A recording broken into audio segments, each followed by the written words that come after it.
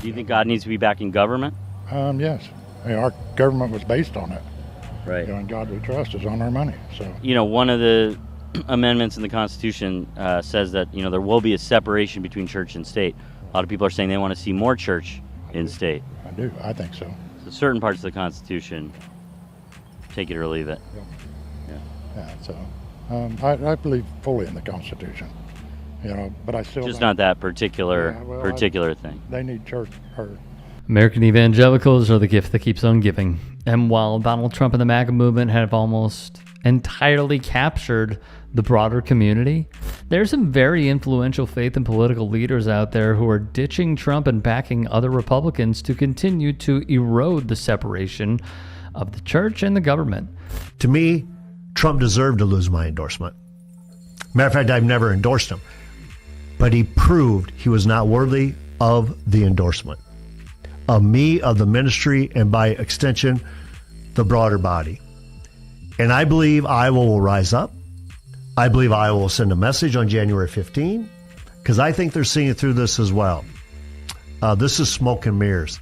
This is not leadership our country needs. This is Bob Vander Plaats, a kingmaker in Republican politics in Iowa who also leads one of the state's largest and most influential evangelical political foundations, the Family Leader. This party and this country needs to choose well about who's going to be representing us as president of the United States.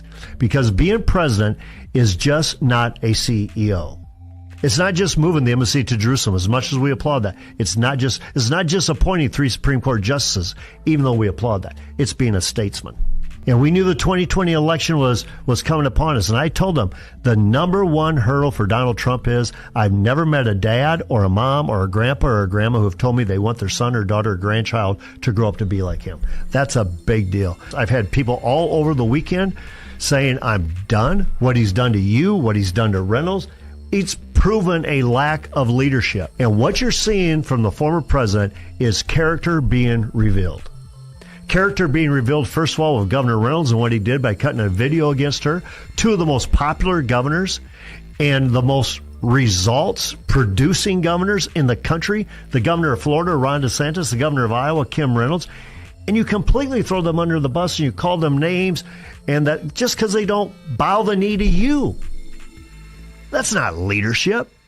While Bob is telling the truth about Trump, is thinking that Donald Trump just now revealed his true character is laughably absurd. Everyone knew this loser was an awful person way before he launched his first presidential campaign back in 2016. Still, Bob here and the larger evangelical Christian community conveniently forgot all of his sinful actions, propelling him to the presidency and banking on him repaying the favor by fighting for their policy agenda. But now that Trump is staring down a jail cell and other candidates are getting desperate for any remaining votes, Bob made the calculated decision to back another GOP monster. And I think America would be well served today. And I think we have Ron DeSantis here.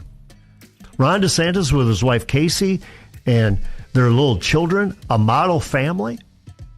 It's an opportunity. This is precisely why it's almost impossible to give any of these people real credit for turning on Trump and publicly backing another candidate. There's practically nothing separating Trump and DeSantis when it comes down to policy. So the decision to support one or the other comes down to optics and how much influence Bob can have over the administration. I'm thrilled to throw my personal endorsement and support behind Governor Ron DeSantis of Florida. He was very clear about we need a president who can serve 2 terms, not 1 term.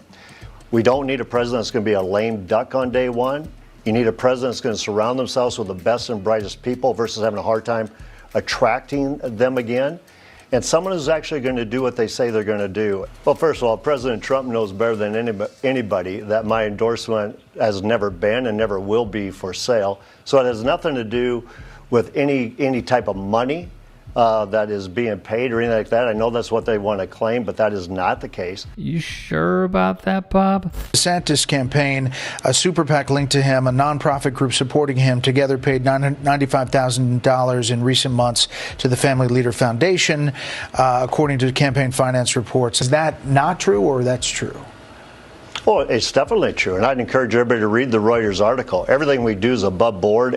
Well, this PAC I don't control, as you know, but they paid for advertising. So that's a very influential group of evangelicals in Iowa. They've hosted a number of major events. They had a summer event. We just had the Thanksgiving Forum. So they're paying to be able to be in programs and to be able to advertise the candidacy. And that happens. That's frequently happened. But Bob Vanderplatz's endorsement is not for sale.